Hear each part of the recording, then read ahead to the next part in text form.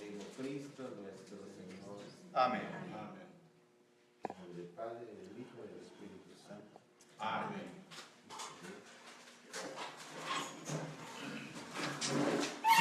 Pues primero, pues quiero decirles que yo tuve la bendición de conocer al padre Amatuli cuando él estaba casi comenzando allá en Guatemala.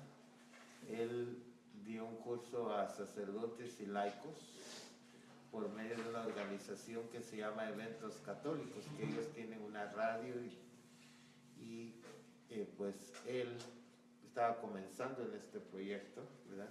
Era el primer país que él iba fuera de México, fue a Guatemala, porque Guatemala es un país que en el año 2000 cuando él fue, estaba una meta de los protestantes, que ellos decían que querían ser el 60% de la población de Guatemala iba a ser protestante y el 40% católico. Esa era la meta que ellos tenían.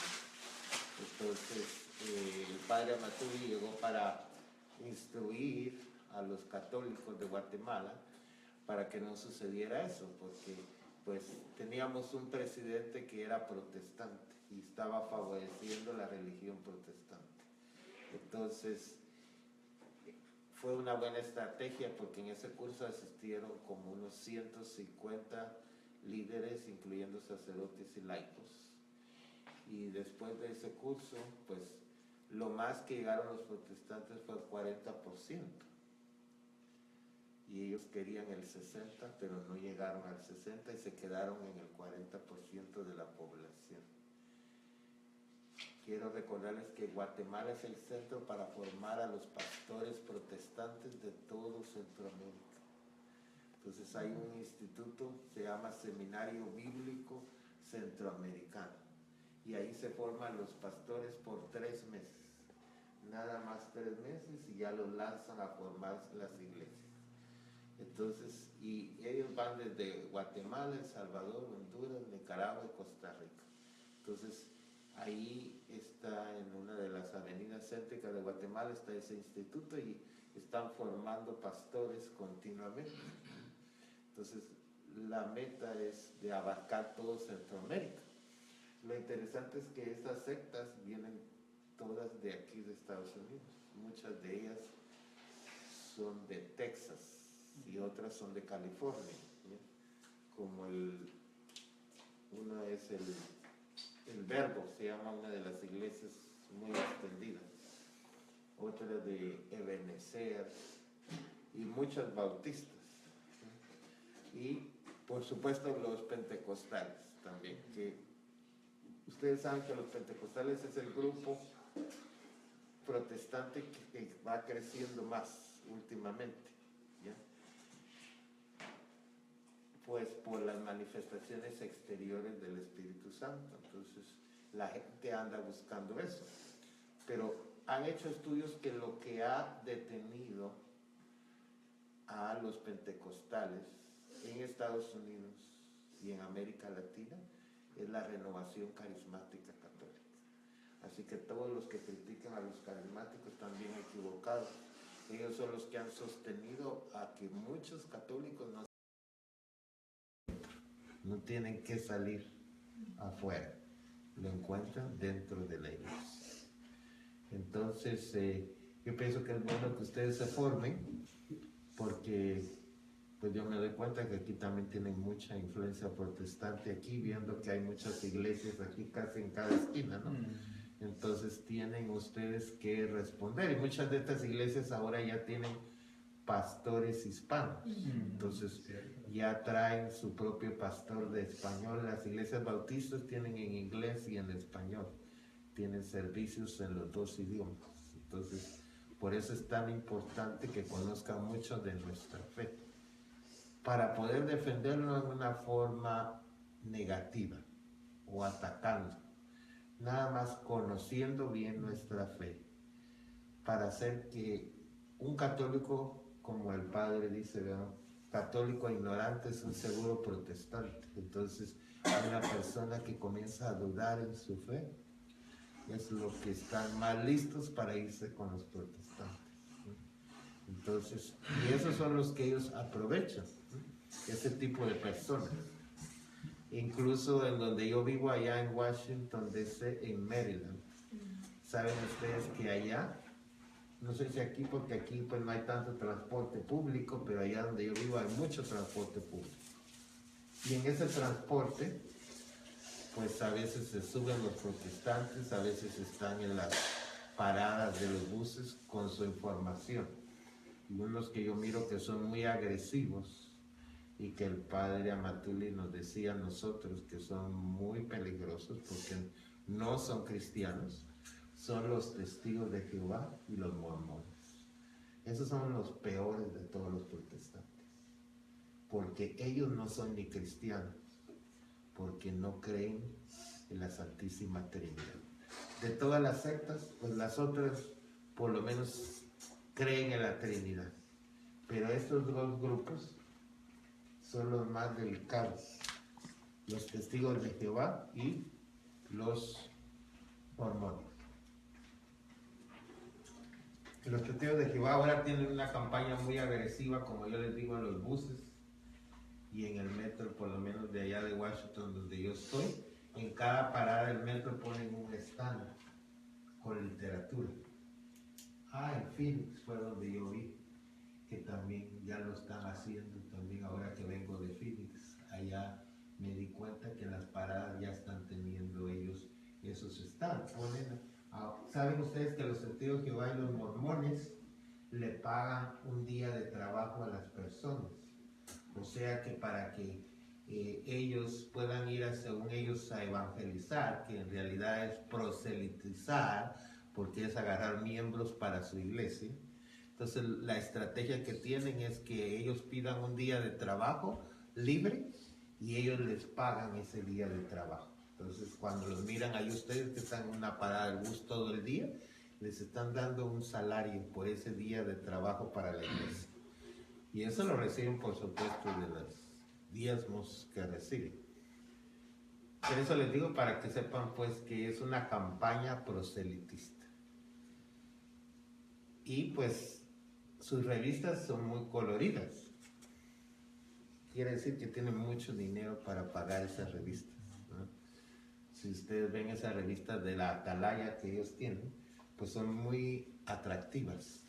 Presentan artículos actuales de situaciones actuales que están sucediendo en el mundo, con figuras atractivas, con imágenes y cuadros de colores. Ustedes saben que tener un libro de colores o un folleto a color, si ustedes preguntan en una imprenta, son los más caros, porque tienen que hacer separación de colores. Y ese es el tipo de revistas que ellos usan, no les importa gastar. Incluso ellos tienen una imprenta en Nueva York, que se llama, en una torre grande, se llama Watchtower, los Testigos de Jehová. Y ahí producen toda su literatura. Pues ellos tienen su propia Biblia, que unos libros son los de la iglesia y los otros son los que ellos se han inventado. Y los mormones tienen otro libro que se llama el Libro del Mormón, que se le inspiró según al pastor Smith, que es el fundador de ellos. Pero lo interesante es que ninguno de esos grupos, como yo les digo, creen en la Trinidad.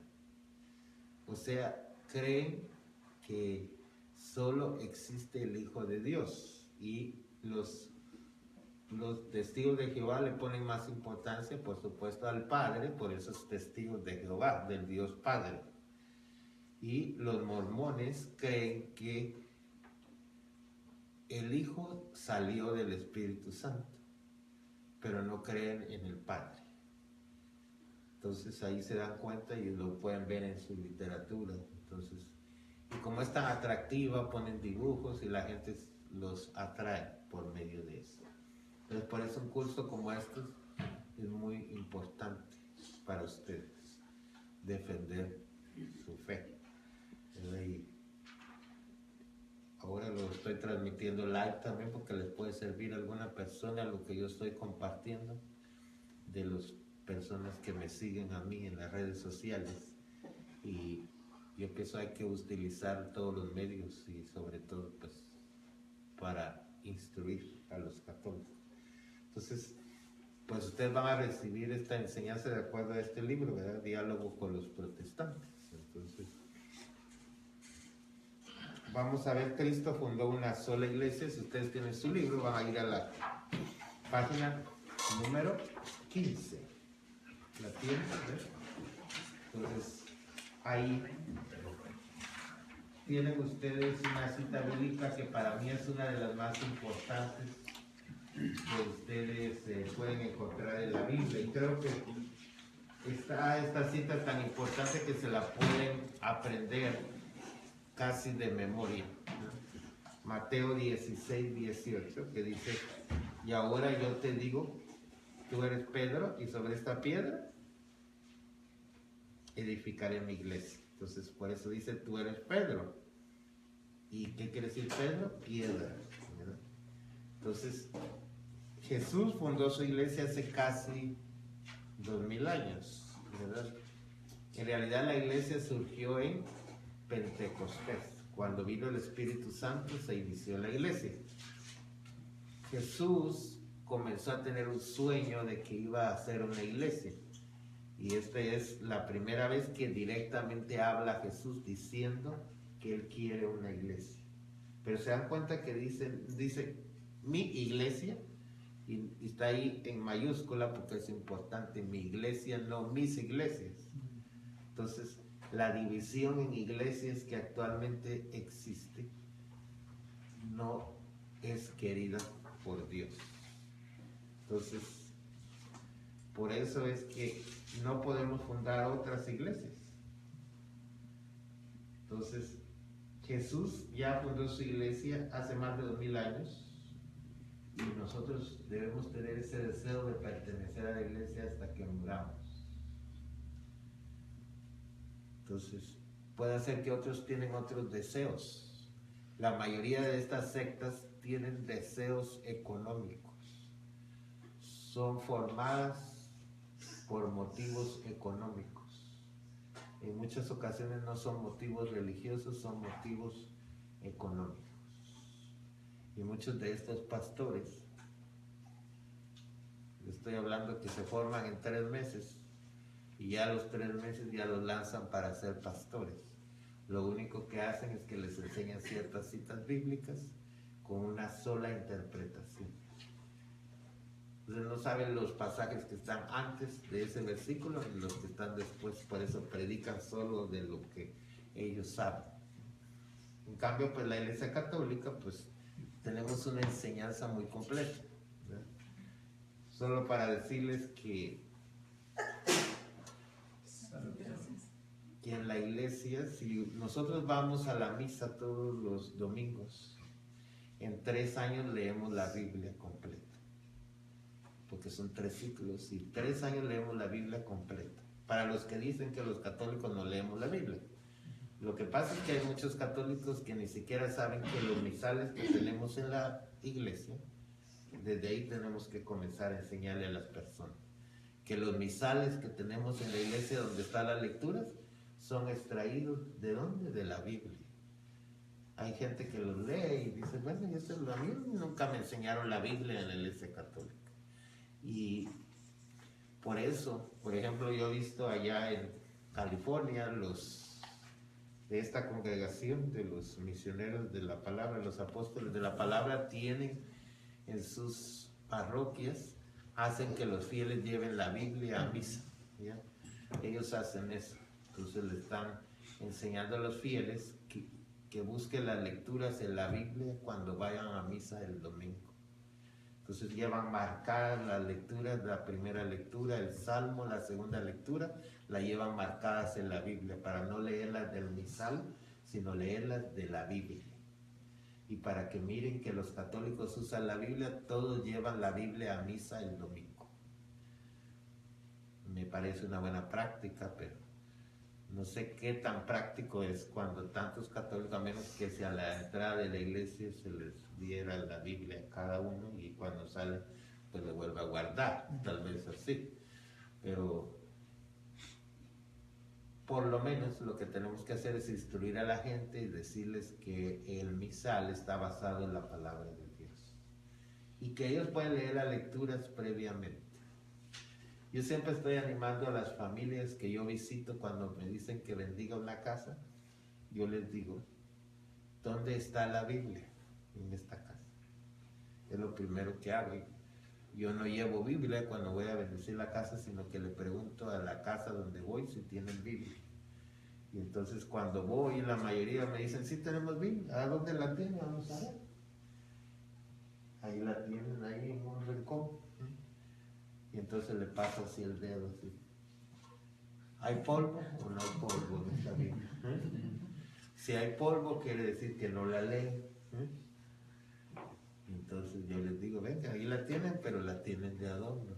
Es para que la lean todos los días, aunque sea un versículo diario.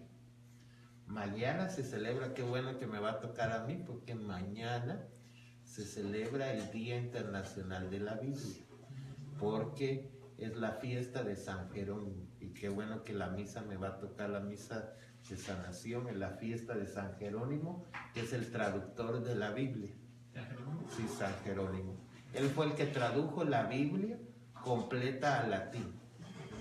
Él se encerró en una cueva allá en Jerusalén y por 2 años completos se dedicó a traducir la Biblia al latín. Debido a él tenemos la Biblia que tienen ustedes en sus manos, porque la Biblia, él tradujo todos los libros del hebreo. Miren el trabajo que tuvo, él casi que no comía, ahí pasaba, dicen que los leones le llevaban de comer. Hay muchas leyendas sobre San Jerónimo allá en la Tierra Santa. En esa cueva se metió y nada más llevaba todos los manuscritos en hebreo, en arameo y el Nuevo Testamento, que es en griego. Entonces se llevó todos los manuscritos y comenzó a traducir del hebreo y del arameo y del griego al latín. Y esa es la Biblia Vulgata. Esa Biblia, y es en latín, esa fue la primera Biblia completa que existió. ¿En qué año, perdón, padre, en qué año sería? O sea, fue en los años 1200. El año 1200. Ajá. O sea, eso fue mucho antes de que se imprimiera. Pero ya la Biblia comenzó a imprimirse hasta en los años 1500 en adelante, cuando se inventó la imprenta, cuando Gutenberg inventó la imprenta. Fue la primera Biblia que se hizo en alemán. ¿Ya? ¿En qué año se imprimió, perdón? ¿Ah? ¿En qué año se imprimió? En el siglo XVI. O sea que fue alrededor de 1500 en adelante que se comenzó la primera Biblia ya en un idioma distinto del latín, que fue el alemán. Entonces ahí fue la primera Biblia, ¿ya? Pero fue extraída del libro de la Vulgata, que es el libro que San Jerónimo tradujo. Entonces todas las Biblias son traídas de la Vulgata, ¿no? Entonces, si ustedes miran, sobre todo la Biblia de Jerusalén, dice que es extraída de la Vulgata. Y la Biblia latinoamericana también, ¿ya? Solo que está actualizada para América Latina. Pero si usted lee al principio, dice extraída de los textos hebreos, arameos y griegos. Entonces, pero, o sea, cuando les preguntan a ustedes, ¿verdad? Entonces, ¿quién tradujo la primera Biblia? Un sacerdote, San Jerónimo, ¿no? Y ese es el que celebramos el día de mañana, San Jerónimo. ¿Qué quiere decir Vulgata, padre? Vulgata es latín del pueblo. Entonces él lo tradujo a latín del pueblo. ¿Ya? Como ustedes saben, como más o menos con la Biblia latinoamericana, es un español popular que todos pueden entender. Por eso ha sido tan común la Biblia latinoamericana, porque es una Biblia que todos pueden entender, un lenguaje sencillo, ¿ya? Entonces, la Biblia primera traducida fue por San Jerónimo. Entonces les estoy diciendo eso para que ustedes sepan. La Biblia protestante salió de la Vulgata también, porque Lutero fue el primero que hizo una Biblia que le quitó los libros deuterocanónicos, que son Tobías, Judith, Sabiduría. Creo que lo van a ver después aquí en este librito.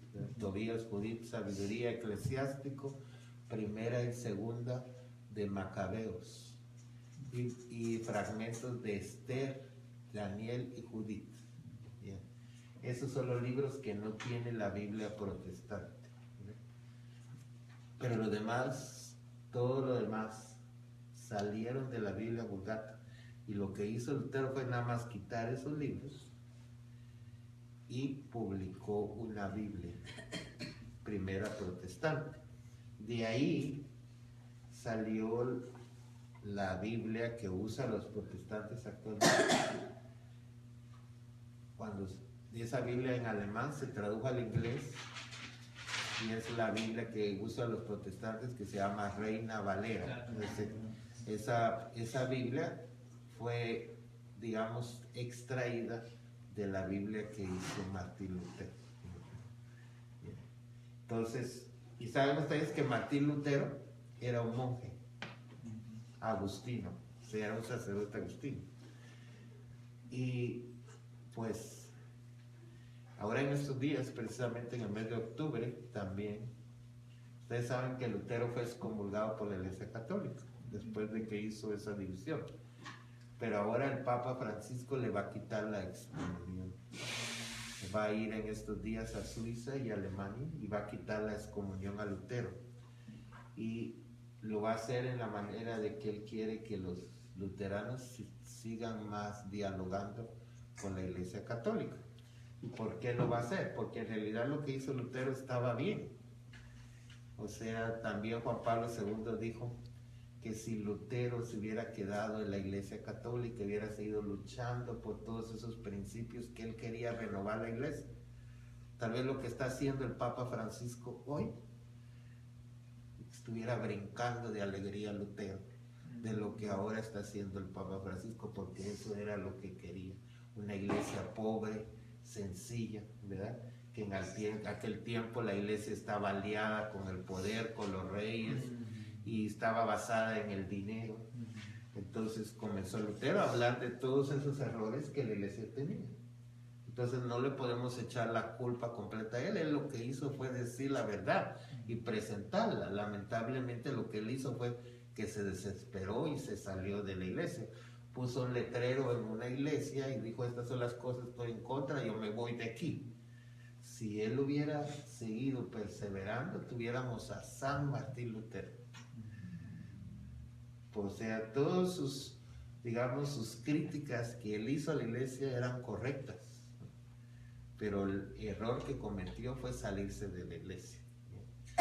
Y habían puntos que se tenían que dialogar con la iglesia y él como que no tuvo la energía de hacerlo, y pienso que fue por motivos políticos, porque los príncipes de Alemania le ofrecieron dinero.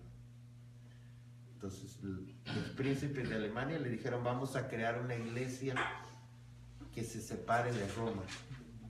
Entonces ya no va a ser iglesia católica romana, sino vamos a tener una iglesia nacional de Alemania y se va a llamar luterana. Tú vas a ser el líder de nuestra religión. Entonces, pues por supuesto se le subió el orgullo de decir: yo voy a fundar una religión.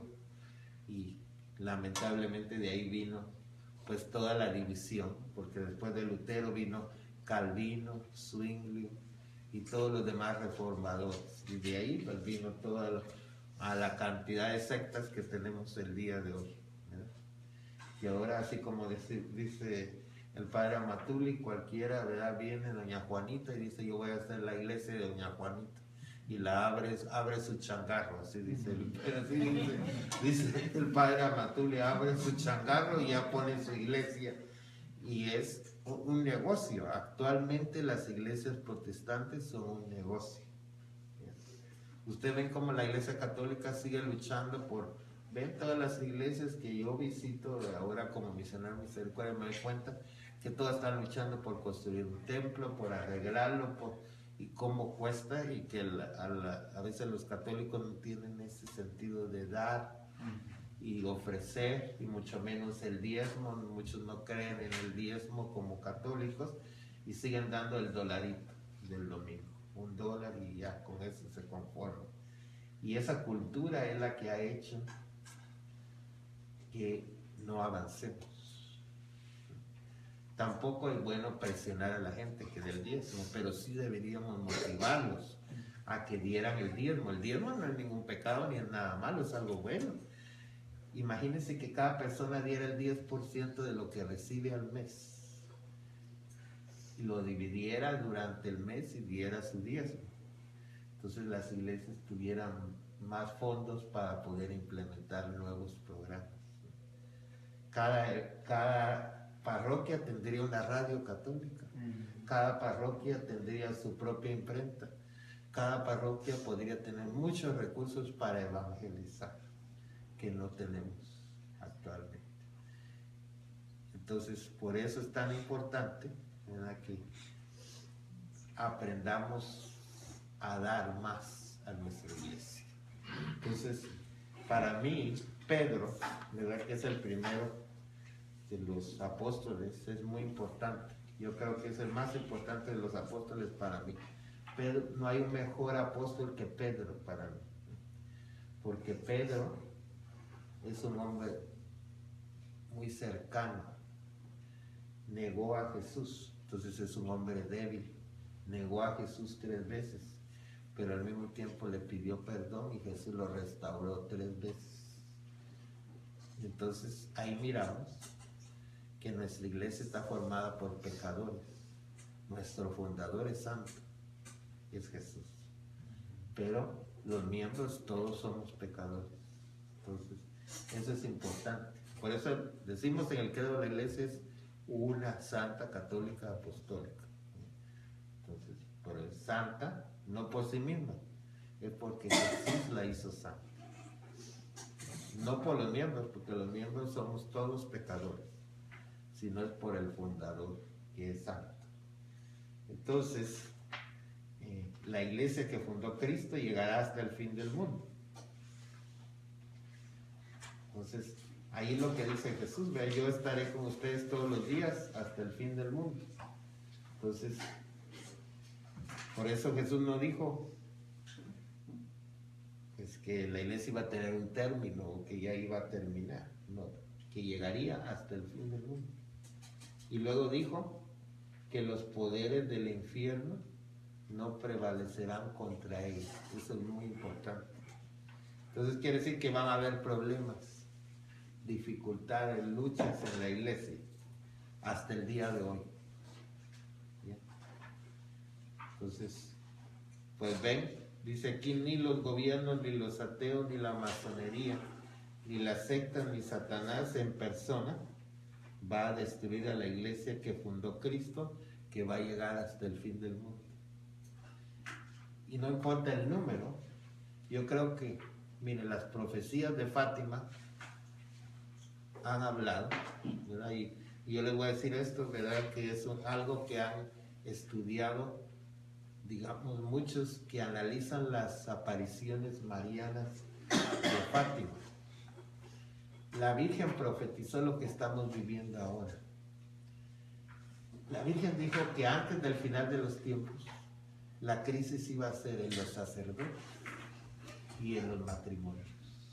Que cuando comenzaran a haber problemas en los sacerdotes y problemas con los matrimonios, que esas eran las señales que iba a iniciar ya el fin del mundo, eran las primeras señales de que el fin del mundo se acercaba. Y eso es lo que estamos viviendo. Entonces, no sabemos el día, pero sí les digo que esas señales que Fátima lo dijo, o sea, imagínense, eso fue dicho como en 1929. Y miren en el año que estamos, 2016, donde ahora miramos que lo que la Virgen dijo en Fátima, y en que aquel tiempo se burlaban de lo que decían los pastorcitos, ahora es una realidad.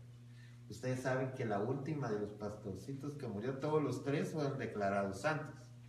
Solo falta Lucía, que fue la última de las videntes, que ella murió 2 meses antes que muriera el Papa Juan Pablo. Murió ella en el convento de Portugal. Ella murió como una monja de clausura. Pero el Papa Juan Pablo todavía la visitó, y ella lo visitó a él y él la visitó a ella, y pues ella fue la última que guardó todo esto, y le había dicho a la Virgen, a Lucía, que cuando ella muriera, después de que ella muriera, iban a comenzar las señales. Entonces, después de que ella murió, la siguiente señal fue la muerte de Juan Pablo II. Y después de la muerte de Juan Pablo II, se desató el escándalo de los sacerdotes en Boston. Y de ahí, pues, todo lo que hemos vivido ahora. Y ver lo que ahora, a lo que estamos llegando ahora de los matrimonios del mismo sexo, pues ahí estamos viendo que no solo está atacando el demonio a los sacerdotes, ¿verdad?, con la crisis del abuso sexual, pero también está tocando los matrimonios, al creer que ahora ya el matrimonio no es solo entre hombre y mujer, sino entre hombre, hombre y mujer y mujer. Y no solo Estados Unidos, ahorita esa corriente ya se extendió a México. Ya saben ustedes que el presidente está impulsando el matrimonio igualitario entre hombre y hombre y mujer en México. Y ven que se han hecho manifestaciones a favor de la familia en México, pero todo Centroamérica ya va en eso mismo, ya de Guatemala, Salvador, Honduras, Nicaragua, Costa Rica, Colombia, Ecuador, Paraguay, y así va. O sea que esto no se detiene, el mal y Satanás va a seguir atacando la familia. Y eso no es todo.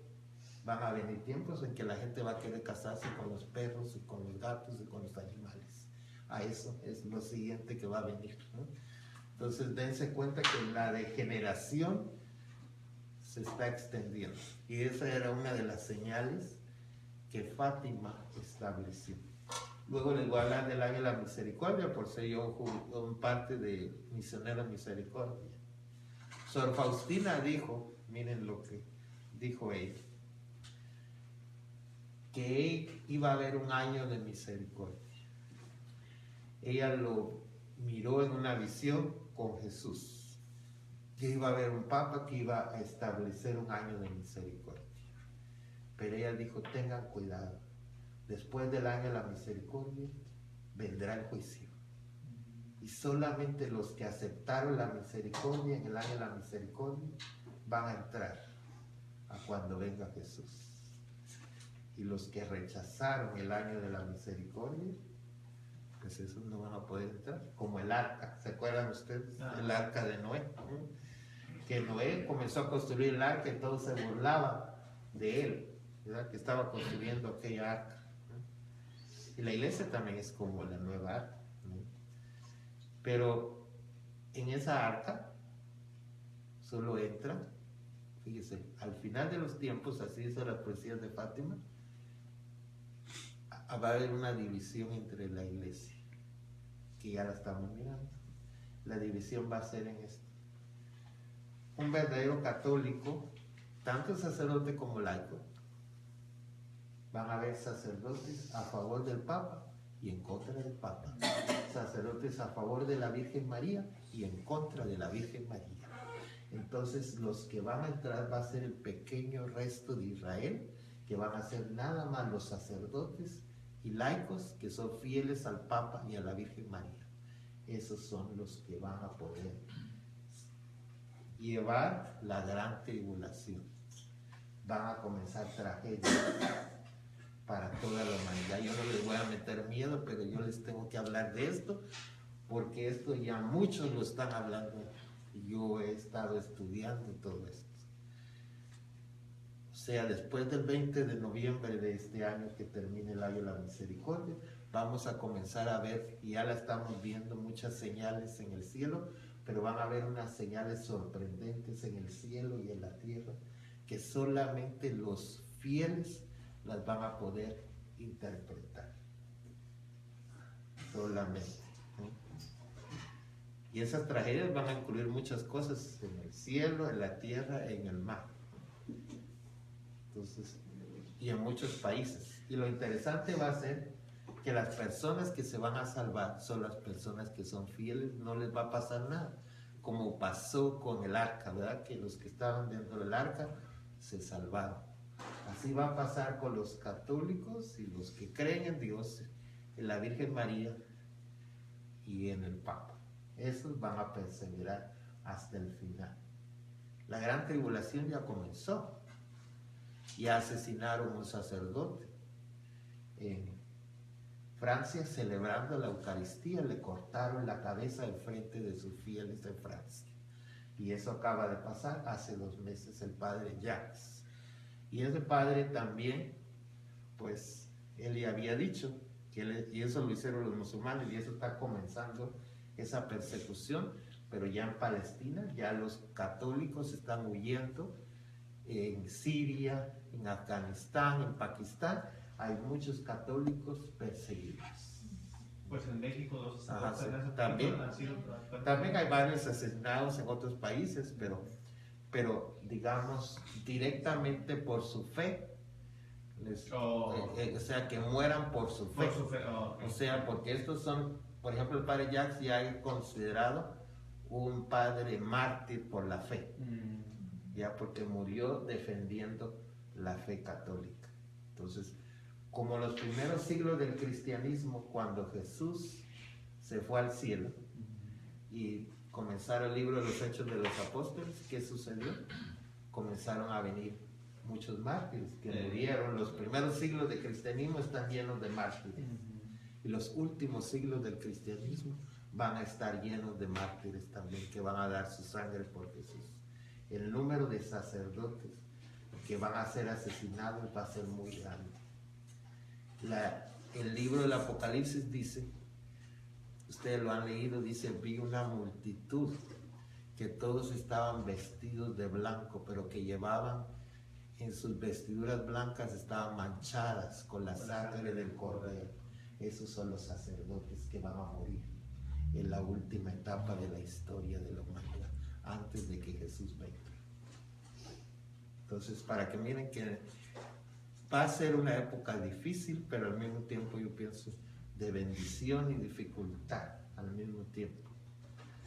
Que los que son perseverantes en su fe, que creen en la Virgen, que creen en el Papa, no va a haber ningún problema para ellos. Pero los que están lejos de Dios y se resisten a Dios, esos van a ver todas las catástrofes que van a pasar y van a suceder alrededor de ellos. Y los que son fieles a Dios van a poder sobrevivir a cualquier catástrofe, aunque estén en los lugares donde van a suceder las catástrofes. Y ahí es donde se va a ver cuál es la verdadera iglesia que Jesús fundó al final de los tiempos. Por eso dice, estamos llegando a eso. ¿Qué dice la Escritura? Que va a haber una sola iglesia bajo un solo pastor. Ustedes están viendo el poder de convocatoria que tiene el Papa Francisco, no solo para la religión católica, para todas las religiones del mundo. La semana pasada convocó a todos los líderes del mundo para ir a orar en Asís, a donde está San Francisco de Asís. Hicieron una oración por la paz en el mundo. Por primera vez se reunieron todos los líderes. En tiempo de Juan Pablo II también hubo una similar, pero no asistieron todas las religiones. En este año ya estuvieron todas las religiones completas del mundo presentes en esa oración por la paz. Entonces, para mí esta es una señal que tenemos un Papa que atrae incluso a los de las otras religiones. Es ese buen pastor que está atrayendo a las ovejas, ¿verdad? En lugar de alejarlas. Y para esto es este año la misericordia, para atraer a los católicos que son indiferentes, que llevan muchos años de no confesarse, o que han sido ofendidos por sacerdotes, por jerarcas de la iglesia. Entonces Jesús dijo esto que estamos viendo, los poderes del infierno entonces no van a prevalecer contra ella, pueden comenzar a atacar a la iglesia católica. Muchas organizaciones han querido destruir a la iglesia católica y no lo han logrado a lo largo de la historia de la humanidad, y no han podido, hasta el día de hoy ni lo podrán. ¿Por qué? Porque Jesús dijo, yo estaré con ustedes todos los días hasta el fin del mundo. Y para mí esta es una profecía muy grande. Y para mí está en el Santísimo Sacramento. Cuando Él dice, yo estaré con ustedes todos los días hasta el fin del mundo, para mí me refleja de que Él está presente en el Santísimo Sacramento del altar. Y que pienso que eso es lo que ha sostenido a nuestra iglesia, la oración delante del Santísimo por toda la eternidad. Desde que Jesús dijo en la última cena, hagan esto en memoria mía. Imagínense ustedes cuántas misas se han celebrado en la historia de la humanidad hasta el kiosco de hoy. Como dice una de las plegarias eucarísticas de la misa, dice, desde donde sale el sol hasta el ocaso se ofrece un sacrificio a Dios. A esta hora se celebra una misa. Cualquier hora del día, de la tarde, de la noche, en alguna parte del mundo se está celebrando una misa. Y en alguna parte del mundo, ven ustedes las congregaciones contemplativas de religiosas, se turnan las 24 horas para orar una hora cada religiosa. Y también hay adoración nocturna de fieles, ¿verdad? En iglesias que tienen la adoración perpetua a las 24 horas. Entonces imagínense cuánta bendición nos traen todos los que están orando por la iglesia. Y sienten esa presencia de Jesús que dice que yo estaré con ustedes todos los días hasta el fin del mundo. Yo pienso mi ministerio se sostiene mucho debido a que yo tengo una hermana religiosa, no de sangre, pero sí de espíritu. Es una carmelita, se llama Sor Inés de Jesús, y esa monjita ha rezado por mí desde que yo entré en el seminario hasta el día de hoy. Ella ahora tiene una enfermedad grave de herpes y todos sus sufrimientos y sus dolores los ofrece por el éxito de mi ministerio sacerdotal. Entonces, cada vez que yo voy a Guatemala, tomo mi tiempo y voy a ofrecer la Eucaristía a esas monjitas y les cuento mis experiencias. Y ahora tengo mucho que compartir cuando vaya en el mes de noviembre a visitar a Sor Inés y a las demás monjitas. Entonces, que ofrecen oraciones por los sacerdotes, como la Santa Teresita, que ofrecía su vida por los sacerdotes. Entonces, como dice aquí, no dijo Jesús, si se portan bien estaré con ustedes, pero si se portan mal los voy a abandonar y fundaré otra iglesia mejor mediante sueños y visiones. Jesús fundó una sola iglesia y esta llegará hasta el fin del mundo.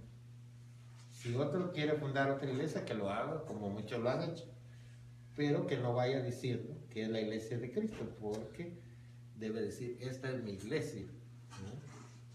Entonces, tanto Lutero como Calvino, como Zwinglio, como todos los demás fundadores de religiones y de sectas, las han fundado personalmente. Pero la Iglesia Católica es la única que persevera hasta el fin de los tiempos, hasta el fin del mundo. Como dice aquí, en el momento actual, frente a una gran cantidad de grupos que se consideran Iglesia de Cristo, la pregunta es, ¿cuál es la verdadera Iglesia de Cristo? Es decir, la que fundó Jesús personalmente cuando vivió en este mundo y que cuenta con todos los poderes que Cristo entregó a Pedro y a los apóstoles como pastores de su iglesia. Sin duda se tiene que tratar de una sola iglesia, no de muchos, como hay actualmente. Entre todos los grupos que se consideran cristianos, solamente una va a poder decir, yo soy la verdadera iglesia que fundó Cristo. Y esa es precisamente la Iglesia Católica. Entonces, porque la Iglesia Católica arranca de Jesús, la única que puede demostrar que viene desde los apóstoles, ¿ya? Por eso es apostólica, viene de los 12. Saben que es tan bonito nuestra Iglesia Católica que cada obispo del mundo se puede hacer como una genealogía para ver de cuál de los 12 apóstoles pertenece. ¿De verdad? Sí. Se puede hacer ese estudio Y entonces, por ejemplo, el obispo que me ordenó a mí, hicieron el estudio que viene del apóstol San Juan. Entonces, a mí, el obispo que me ordenó viene de la línea del apóstol San Juan. Ajá. Y así, cada obispo pueden hacer el estudio y llegan a descubrir las raíces de cuál de los 12 apóstoles viene cada obispo. Porque ven que para que haya una ordenación de un obispo, ¿qué es lo que hace? Otro obispo le impone las manos a ese obispo cuando lo ordenan de obispo. A mí ya me ha tocado ir a las ordenaciones episcopales, son muy preciosas. Y pues le pone la mano el obispo, ¿no? Y están otros 2 obispos presentes, 1 o 2 más, para ser como testigos. Pero solamente uno es el que le pone la mano al nuevo obispo. Y ese que le pone la mano al nuevo obispo, de ahí es el donde se asegura que viene la sucesión apostólica, que viene desde los apóstoles. Y eso no se ha roto. Miren, imagínense, desde el tiempo de los apóstoles hasta el día de hoy, no se ha roto la sucesión apostólica. Entonces, cuando vemos a un obispo, vemos a un sucesor de los apóstoles, de los 12 que Jesús fundó. ¿Nomás los obispos, padre? Solo los obispos y por supuesto los sacerdotes, porque los sacerdotes fuimos ordenados por un obispo que es sucesor de los apóstoles.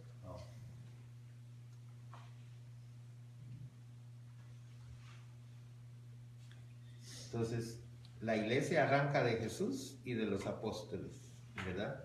Entonces, por eso todos los demás grupos de hermanos separados, ¿verdad? Pueden decir que tienen 100 años, 200, 300, 400, 500, lo que sea. Pero nunca pueden decir que es la iglesia que fundó Jesús. Entonces, podemos establecer en qué año se fundó cada iglesia, ¿verdad? Y creo que hay un... ¿Qué página está? Página 339. 339 está toda una lista de... 339 a la 334. 344. 339, sí. ¿De la 339 a la cuál? A la 344. 344. Pero yo lo que quiero es la lista de los papas. Oh, de los papas, página 342. 342 a la 345. 342. Y ahí está nada más hasta Benedicto XVI. Ustedes agréguenle ahí 266 Papa Francisco. Entonces el Papa Francisco es el sucesor de San Pedro, número 266. Y ahí están las fechas, es lo bonito de este esquema ahí de la lista de los papas, que ahí tienen los años de cada papa hasta el día de hoy. Si le da vuelta para estar hasta 265. En la página 345. Ajá. Llega hasta el número 200. Sí, por eso 265. Yo estaba diciendo que falta el 266 que le deben agregar ahí, que es Papa Francisco. Agréguenle ahí. En este libro está el Padre Papa. Ya en el nuevo ya lo tienen. Sí, sí. Ya aparece el 266. Ah, ok. Ya. ¿Ya ve lo que hizo? Ya ven por qué es bueno tener la última. Hace más, Ajá, sí. Entonces ahí miran ustedes la lista cuando les pregunte, ¿verdad? Entonces, incluso es algo bonito ver cuando yo nací quién era el Papa, ¿verdad? Entonces, en tiempo de qué Papa nací yo. Ese es un buen ejercicio que pueden hacer ustedes. En el caso mío, yo nací en el tiempo de Pablo VI, porque nací en el año 67, ¿ya? Entonces en mi vida ha habido Pablo VI, Juan Pablo I, Juan Pablo II, Benedicto XVI y el Papa Francisco, ¿ya? Una nota personal, ¿ya?, que les voy a decir. Y tal vez con eso voy a concluir, por si tienen preguntas, ¿verdad? De todos los papas, yo digo, pues el Papa Francisco es al que yo he tenido más cercanía, con el que Dios me ha bendecido más. Primero, pude asistir al fin del año de la fe, que fue un año que convocó el Papa Benedicto, pero que él renunció en el mes de marzo, ¿verdad? Hace 3 años. Y entonces ya le tocó al Papa Francisco en el mes de noviembre clausurar el año de la fe. Y yo estuve en la ceremonia en la fiesta de Cristo Rey, donde se clausuró el año de la fe. Ya fue el Papa Francisco, que tenía nada más unos meses de ser Papa. Luego me tocó asistir para la canonización del Papa Juan Pablo II y transmitir para la radio uno de mis sueños que yo llevé a cabo, que yo quería desde niño. Yo le decía a mi mamá, un día yo voy a transmitir en la radio del Vaticano. Y ese sueño de niño se llegó a cumplir gracias a la bendición de San Juan Pablo II, al cual yo conocí por 3 veces y desde niño, ¿verdad? La primera vez que llegó a Guatemala yo ya estaba en el seminario menor. La segunda vez yo ya estaba en el seminario mayor. La tercera vez que lo miré, me tocó mirarlo en Denver antes de entrar como misionero. Y todavía lo vi la última vez en Los Ángeles y ya como sacerdote. Y pues, pero todo fue desde lejos de alguna manera. Pero con el Papa Francisco me ha tocado muy cercano, y sobre todo en este último año de la misericordia, hasta hablar con él y hasta ir en el mismo avión con él. Todo eso, esa ha sido mi bendición, porque voy a cumplir 15 años de sacerdote el 15 de diciembre. Y fui ordenado el 15 de diciembre del año 2001.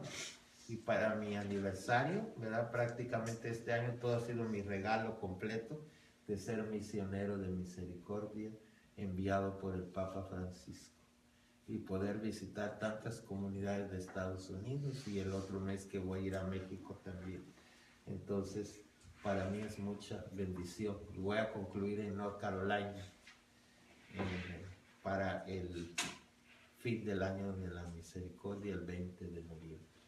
Entonces, y ustedes están privilegiados porque no solamente vine una vez, sino 2 veces. Entonces, quiere decir, es un reto para ustedes. Quiere decir, mientras otras comunidades me están pidiendo y les he dicho que no porque ya tenía este compromiso con ustedes. Pero no crean que no me cayeron un montón de compromisos para este fin de semana. Pero ya estaba establecido de estar con ustedes. Cada vez que voy a una me salen ahí 20 lugares que quieren que vaya, y no puedo ir a todos esos lugares, lamentablemente, porque no tengo el espacio para poder ir. Y nada más somos 40 misioneros de misericordia bilingües en Estados Unidos. Entonces no podemos abarcar todo. Pero yo estoy confiado que el Papa Francisco va a hacer de alguna manera un seguimiento de este año en la misericordia. Así lo dice la bula. Dice, yo espero que aunque termine el año de la misericordia, dice él, el espíritu de este año de la misericordia perdure en la iglesia.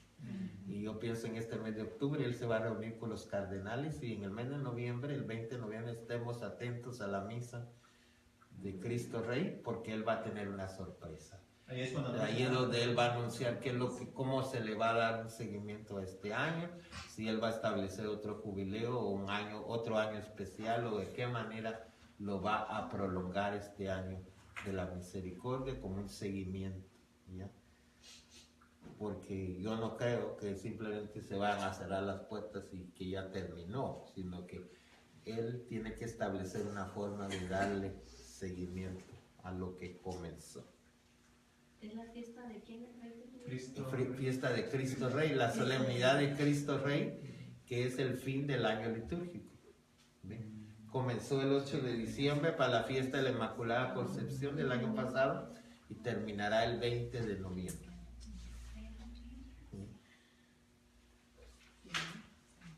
¿Preguntas, comentarios con eso para concluir? vamos a celebrar el 15 de diciembre, porque es el Ajá. día de mi cumpleaños. Ah, ya ves. Ya me llevo a estar hablando con usted. Y Muy usted bien, tiene que ahora ver ya conmigo. sabes que el día de tu cumpleaños es el día de mi ordenación Sí, también. No se le puede olvidar, ¿no? Ya, No, no se le puede olvidar el regalo, ¿verdad, padre? no, nos damos regalos mutuamente. Entonces.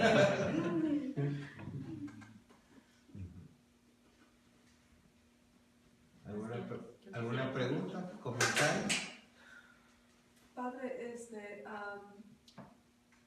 este año el padre Juan me puso a mí como representante de la Iglesia Católica en un grupo, en un concilio de iglesias Ajá. al cual yo pertenezco. Sí. Entonces, ha habido como cosas así en la comunidad que se escuchan y que se dicen que un católico no puede convivir o ir a otra iglesia porque eso es pecado, porque no está bien o porque...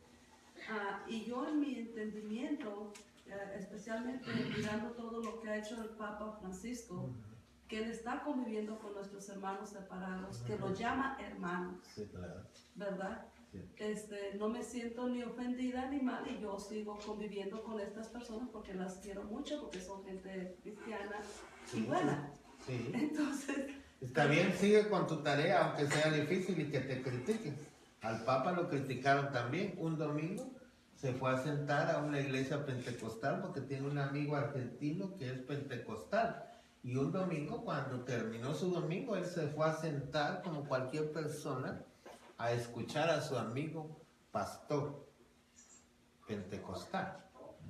Y lo escuchó y después oró por él, ¿verdad? Y se sentó como cualquier fiel y después el pastor le pidió que pasara al frente y que orara por él. Es un signo de la humildad, ¿verdad? De este pastor. eso se me hace hermosísimo. Y sabes tú que el Papa Francisco también tiene entre sus amigos a un rabino judío con el que fue a la Tierra Santa. También tiene a uno de los sacerdotes imanes de los musulmanes. Y luego, pues también ven que el patriarca de Constantinopla se reunió con el Papa Francisco en Cuba, ahora cuando fue a México. Pasamos a Cuba, ahí estuvo 2 horas ahí reunido con él.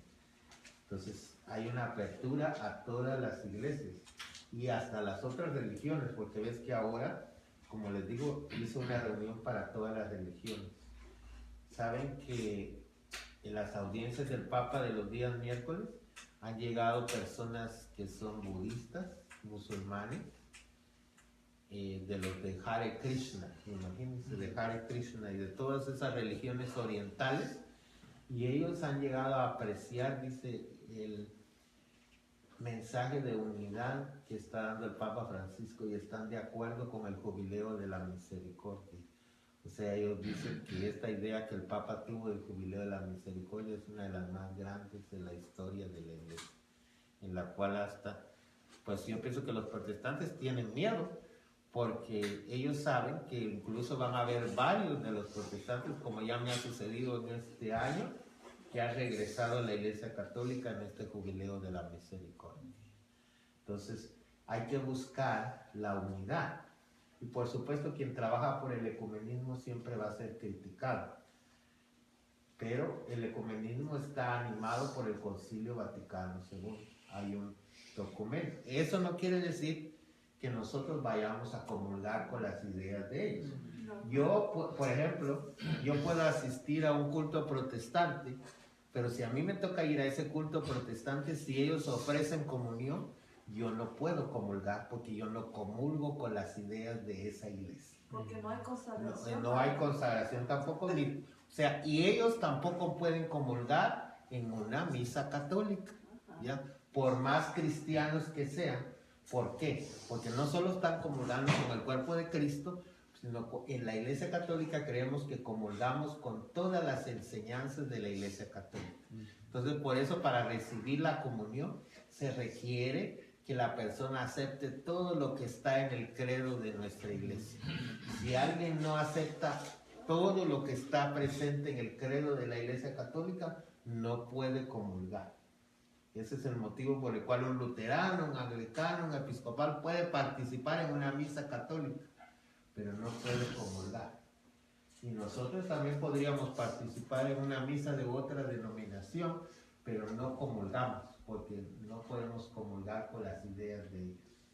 Sí, por ejemplo, para mí es bien importante esto porque se ha escuchado bastante. No, que el padre Julano dice que es pecado que uno se junte con los hermanos protestantes. Yo digo, no es pecado, ellos son tus hermanos, porque ni tú te vas a ir al cielo nomás porque eres católico, ni él se va a ir al cielo nomás porque es protestante.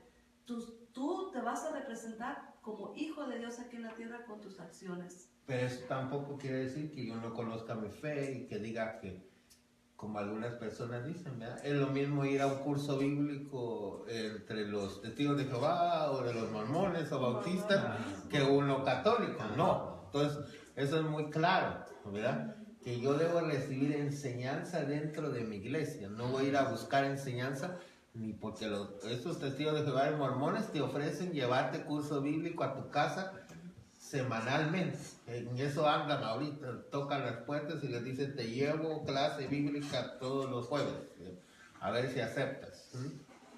Y hay muchos católicos, ¿verdad?, ignorantes que caen en las redes de esas sectas.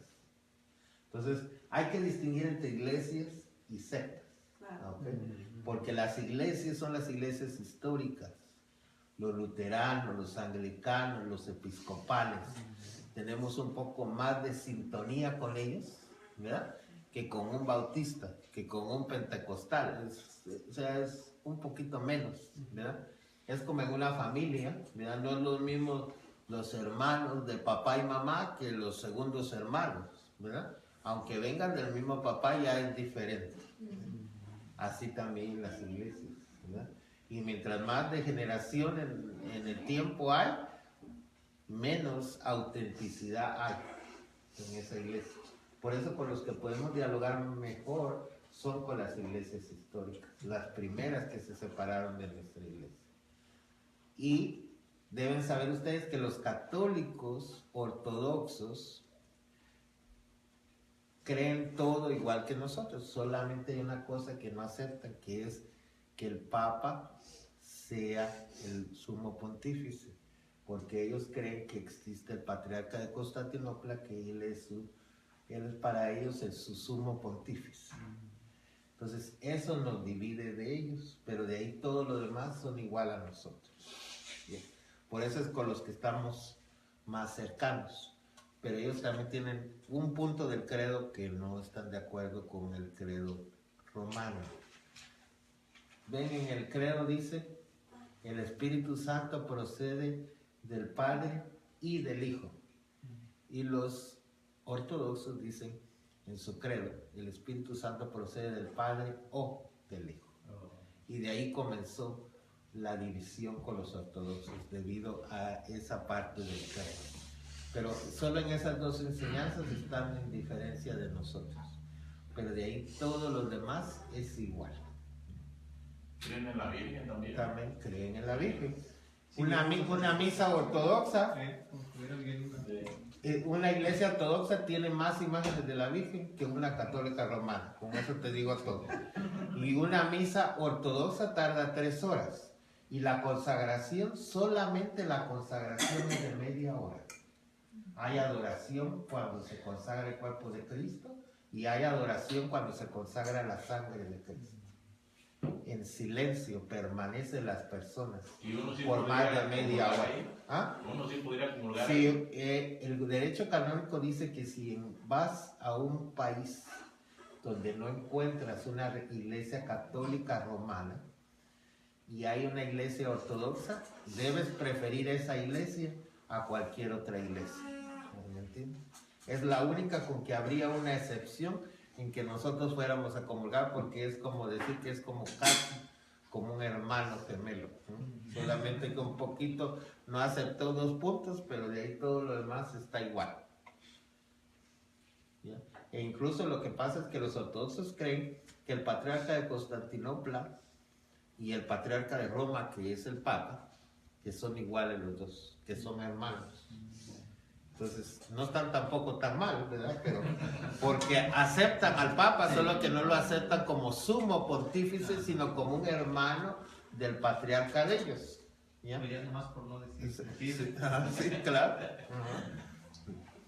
Por eso es que el Papa, en las ceremonias del Vaticano, ¿se han dado cuenta ustedes que siempre está el patriarca de los ortodoxos o la representación de la Iglesia Ortodoxa en las ceremonias en el Vaticano? Así que muchas gracias por compartir con ustedes. Y Padre, una pregunta cortita. Estoy estudiando ahorita, enfocándome mucho en leer la Biblia y estoy mirando tanto el número 7. Y yo sé que el número 7 tiene un significado. Yo sé que tengo que buscarlo en el diccionario y lo voy a encontrar pero dije, ay, no me lo voy a preguntar, Padre. El número 7 es símbolo de plenitud o que está completo o de perfección. Ok, símbolo de plenitud. De plenitud. Que algo está completo y algo es perfecto. Okay. Por eso los 7 sacramentos. Ajá, 7 sacramentos, 7 potestades, 7 iglesias, 7... Y los 7 ángeles, todo eso. Estoy leyendo bastante de todo eso y me encanta, entonces yo sé que tenía... Entonces el 7 es un símbolo de plenitud y que algo está completo. Perfección, O perfección también se puede decir, sí. Ok, gracias. Por eso en el Apocalipsis habla mucho de las 7 iglesias, las 7 iglesias. Está el mensaje a las 7 iglesias. Las 7 iglesias. Que decir a todas las iglesias. Y cada... Cuando Jesús dijo, ¿cuántas veces debemos perdonar? 70 veces 7. Lo que quiere decir 7 es la plenitud. Y si digo 70 veces 7, quiere decir para siempre. Que no puede haber una vez que no pueda yo perdonar. Ajá, sí. Gracias, me encantó. Yo dije en cuanto Sí. Padre, hay una persona que ella es testiga de Jehová y siempre con la insistencia de ellos, pero al final ella tiene la intención de que alguien de la iglesia vayamos, que porque ella se hizo testiga de Jehová porque le echa la culpa a su mamá que no le enseñó y a la iglesia que no sé qué tanto, y dice que porque ella no sabe, dijo, a mí díganme en la Biblia. Ella quiso venir a predicarme a mí y no sé su intención, pero al final de cuentas dijo, quien sea, si tú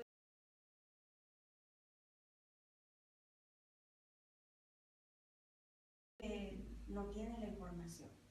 Que igual como muchos que están en esa denominación o secta, pues saben lo que les enseñan desde arriba, pero yo le dije, ponte a estudia, porque está bautizada en la católica.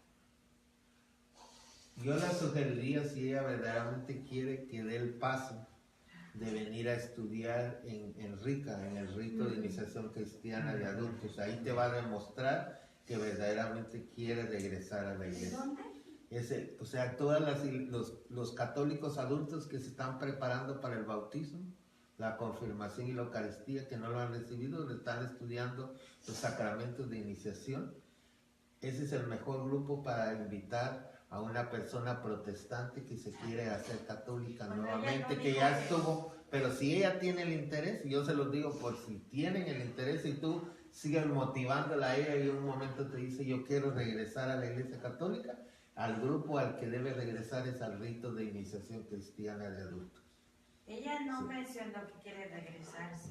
No, pero ella enseña la iglesia, enseña pero si ella dice que quiere aprender lo que la iglesia explica, lo que la iglesia entiende, las enseñanzas de la iglesia, el mejor grupo para venir es ese grupo. Ahí nadie le obliga a permanecer, es un grupo de aprendizaje. Entonces, y es a lo largo de todo el año. Entonces, Ah, ok.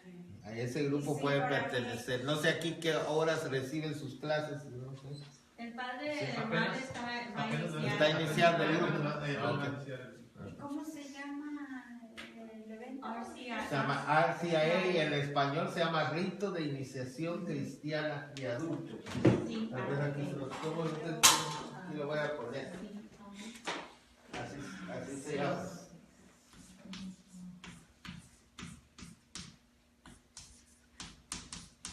Todas las iglesias deben tener esto después del Vaticano II. Rito de iniciación cristiana de adultos.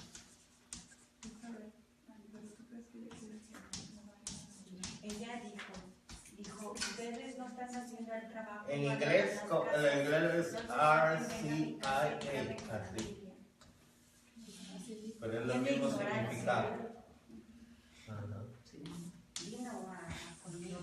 Y tiene unos libros muy bonitos, entonces los que son catequistas, si ustedes quieren comenzar, yo diría que apoyen a su párroco.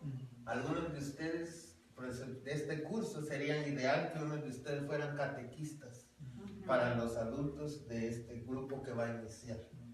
Sería ideal que de este grupo surgieran los catequistas para esto. ¿Cuándo empieza, Rubén? No va a empezar el padre Roger. Hay una lista de las personas que quieren o que conozcan personas que quieran saber más sobre la Iglesia Católica. Ya empezó la lista el fin de semana pasado y también el padre Saúl tiene otra lista en español. El padre Ron lo va a hacer en inglés y el padre Saúl lo va a hacer en español. ¿Y no sabes cuándo? Están esperando que se inscriban para poner fecha. ¿Y dónde está la lista, niña? En la parte de atrás, ahí en el vestíbulo, ahí está.